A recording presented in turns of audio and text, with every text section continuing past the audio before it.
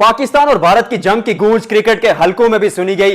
रोहित शर्मा चले जाते हैं, विराट कोहली चले जाते हैं। भारत में बात होती है कि बीसीसीआई सोच रहा है कि नया टेस्ट कप्तान किसको बनाया जाए।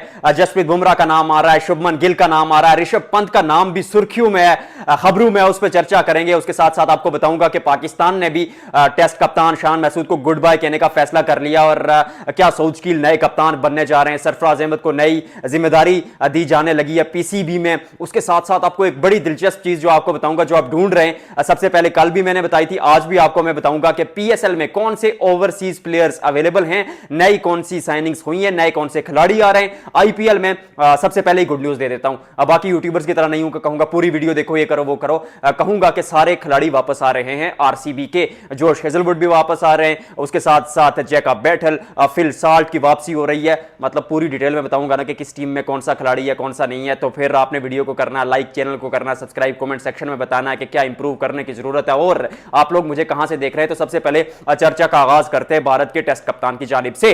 First of all I would like to say कि रोहित शर्मा ने कैप्टनसी क्यों छोड़ी और विराट कोहली ने रिटायरमेंट क्यों ली। इसी चैनल पर वीडियो मौजूद है, बता चुका हूं सारी स्टोरी डिटेल में, ऑथेंटिक 100% कंफर्म स्टोरी है, आपको बता चुका हूं, वो भी देखिएगा। लेकिन अभी आपको बताता हूं कि टेस्ट कप्तान के बारे में क्या बातें चल रही हैं। गौतम गंभीर और अजीत अगरकर और बीसीसीआई के जो टॉप ऑफिशियल्स हैं, उन्होंने एक बैठक की जिसमें ये बात हुई। वो बात ये हुई कि नया कप्तान किसको बनाया जाए। अब जसप्रीत बुमराह, पहले तो मैंने आपको बताया था कि वो फाइनल कट मतलब एक ही चॉइस थे, उनके साथ बात हुई। लेकिन जसप्रीत बुमराह ने कह दिया कि भैया मैं 5 मैच तो नहीं खेल पाऊंगा इंग्लैंड के दौरे के, और ऑन एंड ऑफ वो टेस्ट क्रिकेट मिस करते हुए नजर आते हैं। फिटनेस का थोड़ा इशू रहता है और जसप्रीत बुमराह जैसा एसिड आपके साथ जब मौजूद होता है, जनरेशनल टैलेंट आपके पास मौजूद होता है, जस्सी जैसा कोई नहीं, 6 के 6 सटीक यार्कर करना जानते हैं, लाइन और लेंथ पे गेंदबाजी करना जानते हैं, पोएट्री इन मोशन है, इस जैसा जब असासा जब एसिड आपके पास मौजूद होता है तो आप सोचते हैं कि आप उसको संभाल कर इस्तेमाल करें, आप उस पर ज्यादा प्रेशर ना डालें।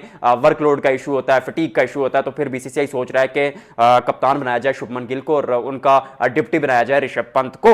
लेकिन जो तीनों नाम है वो इस वक्त जो है क्या कहते हैं, शुभमन गिल और जसप्रीत बुमराह में कहीं ना कहीं एक वो चल रहा है कि कप्तानी किसको दी जाए। मे भी बीसीसीआई ये सोचे कि जसप्रीत बुमराह को आप फुल टाइम कैप्टन बना दे और फिर उसके बाद जब जस्सी नहीं होते तो शुभमन गिल कैप्टनसी करें। लेकिन इससे ये एक इशू होगा कि टीम में वो जो एक टीम एक झुंड होकर लड़ती है, एक ग्रुप बनकर लड़ती है।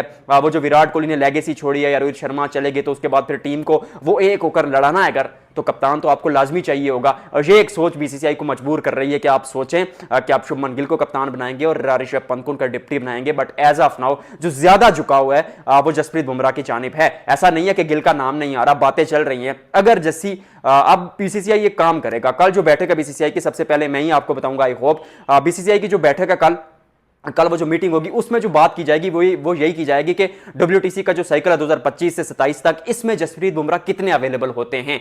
अगर जसप्रीत बुमराह ज्यादातर मैचेस में अवेलेबल होते हैं तो फिर जस्सी कप्तान बनेगा। अब वो किसी और का नाम आप सोचिए भी ना कि कोई और कप्तान बनेगा, जसप्रीत बुमराह कोई कप्तान बनाया जाएगा। लेकिन अगर बुमराह फुली अवेलेबल नहीं होते इंग्लैंड दौरे के लिए और आगे आने वाले टूर के बारे में जो कल फैसला होगा, तो फिर आप शुभमन गिल को कप्तान बनता देखेंगे और ऋषभ पंत को वाइस कैप्टन बनता देखेंगे। तो कल तक इंतजार कीजिए, मैं आपको सबसे पहले रियली होप के बता दूंगा कि कौन कप्तान बनने जा रहा है। एज ऑफ नाउ जो मैं आपके चांसेस बता रहा हूं, 60% जसप्रीत बुमराह के चांसेस है और 40% शुभमन गिल के चांसेस है। ऋषभ पंत उस दौड़ में वाइस कैप्टनसी के लिए लड़ रहे हैं, लेकिन 60% चांस जस्सी के हैं और 40% शुभमन गिल के हैं। मैं भी जस्सी अगर अवेलेबल नहीं होते तो फिर शुभमन गिल कप्तान बन जाए। अब आपको थोड़ा सा वो प्लेयर्स का बता देता हूं कि कौन कौन से खिलाड़ी अवेलेबल हैं नहीं है, फिर सरफराज के बारे में बात करेंगे। देखिए जी, पीएसएल के अवेलेबल प्लेयर्स की अगर बात की जाए तो कराची किंग्स पर नजर दौड़ाई जाए तो कराची किंग्स में David Warner, James Vince, George Munshi और मोहम्मद नबी अवेलेबल हैं। मुंशी को एक नई साइनिंग के तौर पर लाया गया, बिग बैश लीग के हीरो थे, बाएं हाथ के बल्लेबाज है, तेज खेलना जानते हैं। और इस्लामाबाद यूनाइटेड की अगर बात की जाए तो कोई पहले उनके पास खिलाड़ी अवेलेबल था ही नहीं, तो फिर उन्होंने फैसला किया कि हम खिलाएंगे, एलेक्स हेल्स को वापस लेकर आएंगे और रेसी वेंडर डेसन को साइन किया था। तो इस्लामाबाद यूनाइटेड में रेसी वेंडर डेसन, एलेक्स हेल्स और फिर बेन डवार्शियस भी वापस आ गए इस्लामाबाद यूनाइटेड में। लाहौर कलंदर्स की बात की जाए तो कुशाल परीरा, रजब अक्सा और शकीब अल हसन को साइन किया गया है लाहौर कलंदर्स की टीम में। जबकि कोयटा ग्लैडिएटर्स में अगर देखा जाए तो फिन एलन, जो कि कल की खबर के मुताबिक न्यूजीलैंड उनको एनओसी नहीं दे रहा, लेकिन आज मामला तय पा चुके हैं कोयटा ग्लैडिएटर्स और फिन एलन में। तो फिन एलन वापस आ रहे हैं, उनके साथ अकील हुसैन पहले से मौजूद हैं, अविष्का फर्नांडो और रायल रुसफ और उसके साथ साथ गुलबदीन नेप और दिनेश चंडीमल को क्या कोयटा ग्लैडिएटर्स ने डील जो है वो साइन कर ली है? क्या कोयटा ग्लैडिएटर्स जो है वो रिप्लेसमेंट ड्राफ्ट में जीत चुका है? आप बताइएगा। पेशावर ज़ल्मी की का बहुत सारे लोग पूछ रहे हैं। पेशावर ज़ल्मी की टीम में ल्यूक वुड ऑलरेडी मौजूद थे, वो वहां पर होंगे। नवीन उल हक नए खिलाड़ी के तौर पर इस टीम में आए, अच्छे गेंदबाज हैं।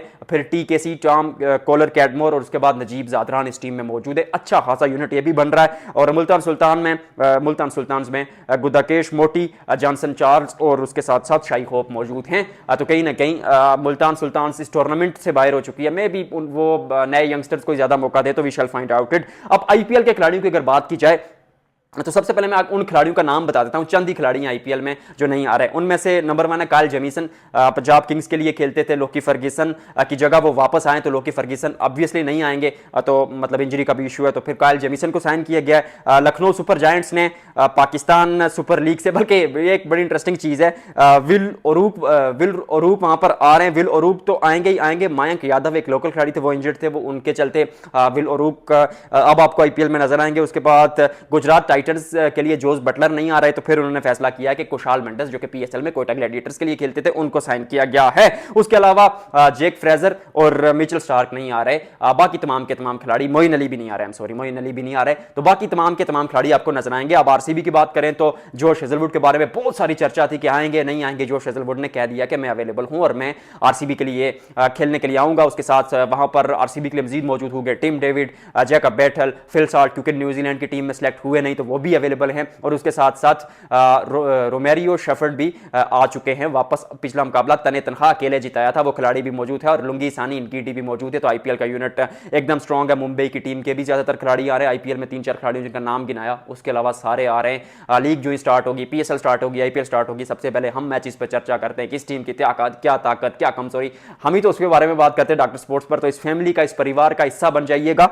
उसके साथ अब सरफराज अहमद को सिलेक्शन कमेटी में मौका दिए जाने की बातें हो रही हैं। अब सरफराज अहमद पहले मेंटोर थे, मेंटोरशिप से हटाया गया, PCB ने सब मेंटोर्स को हटा दिया। चैंपियंस कप का नुकसान हुआ और चैंपियंस कप अब होगा ही नहीं। तो मेंटोर्स घर चले गए, तो फिर आप मिसबाह उल हक को टेस्ट का हेड कोच बनाने की कोशिश कर रहे हैं, बनाने की बातें चल रही हैं। सरफराज अहमद को आप सिलेक्शन कमेटी में रखेंगे और आप सऊद शकील का सोच रहे हैं कि सऊद शकील को आप कप्तान बनाया जाए। देखिए, पाकिस्तान का जो टेस्ट दौरा है वो बांग्लादेश के बायदा अभी T20 में पर फोकस किया जाएगा और T20 से मजीद देखा जाएगा कि कौन से खिलाड़ियों को किस फॉर्मेट के लिए रखा जाए। ODI की अलग टीम बनाने के बारे में मुझे लगता है पाकिस्तान सोचेगा, T20 के अलग और टेस्ट की अलग। लेकिन एक खबर जो फ्लोट हो रही है कि सऊद शकील को कप्तान बनाया जाएगा टेस्ट का। इस खबर में जान इसलिए लग रही है क्योंकि सऊद शकील ने ठीक ठाक काम किया कोयटा ग्लैडिएटर्स के लिए, ठीक ठाक क्या, इवन अच्छा काम किया। पहली टीम बनी जिसने क्वालिफाई किया प्लेऑफ्स के लिए, और बतौर कप्तान भी अच्छा किया, बतौर बल्लेबाज भी अच्छा किया। और एक ऐसा खिलाड़ी जो आपके सर्कट में मौजूद होता है, क्या कहते हैं, वनडे ऑन एंड ऑफ खेलते हैं, टेस्ट क्रिकेट हमेशा खेलते हैं सऊद शकील। और फिर उसके साथ अगर देखा जाए तो लीग्स में जैसे PSL वगैरह में, डोमेस्टिक में भी, T20 में भी ही इज मतलब जस्ट ओके। तो इस तरह का खिलाड़ी आपका कप्तान बन सकता है और इट्स हाईली लाइकली कि सऊद शकील को टेस्ट का नया कप्तान बना दिया जाए। आज के लिए फिलहाल इतना ही। आपसे मुलाकात होती है अगले व्लॉग में। वीडियो को क्या करना आप लोगों को पता है।